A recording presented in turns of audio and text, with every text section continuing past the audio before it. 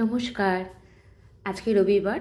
একটু বানরের তোমরা কীর্তিগুলো দেখো যে কি করে অত্যাচার করে। পাশের বাড়ির ছাদে জামা কাপড় সব মেলা ছিল, সেগুলোকে এভাবে টেনে টেনে নিয়ে যায়। এদের কোনো ভয় ডর বলে কিচ্ছু নেই। এটি ভালো সায়া এভাবে ছিঁড়ে ফেলে দিল। যদিও সেই বাড়িতে সেই সময় কেউ ছিল না যে তাকে ডেকে আমরা বলবো। সকালবেলা এদের সাথে ফাইট করতে করতে সকালটা এভাবেই চলে গেছে। দেখো শুধু অত্যাচারগুলো,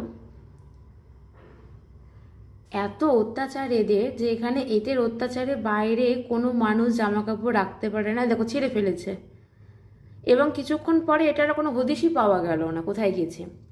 আজকে রান্না করেছিলাম মুসুরির ডাল, সোয়াবিন আলু দিয়ে একটি রসা, আর কফির যে ডাঁটা থাকে সেই ডাঁটা আলু দিয়ে একটি ভাজার মতন করেছিলাম। খেয়ে উঠে রেস্ট নিয়ে বিকালবেলা চলে গেছিলাম প্রত্যেক দিনের মতন একটু হাঁটাহাঁটি আর একটু ওয়ার্কআউট করতে। গরম পড়ে গেছে, সোয়েটারের আর প্রয়োজন নেই। বাড়ি ফেরার পথে সব সবজি কিনে নিয়ে চলে এসেছি। তার মধ্যে এই ধনেপাতা আর লঙ্কাটা ফ্রিতে পেয়েছি। বাড়িতে এসে সন্ধ্যাবাতি দিয়ে সন্ধ্যাবেলায় একটু চা নিয়ে বসলাম। কারণ সারাদিন বানরের সাথে চিৎকার চেঁচামেচি করতে করতে মাথাটা একদম ধরে যায়। প্রতিদিন ভাবে সন্ধ্যাবেলা চাটা স্কিপ করে হয়তো একটু অন্য কিছু খাবো, কিন্তু এটাই ভালো লাগে। তার সাথে রয়েছে একটু খুরমা আর নিমকি। আমার গপু এখানে ঘুমিয়ে পড়েছে। ও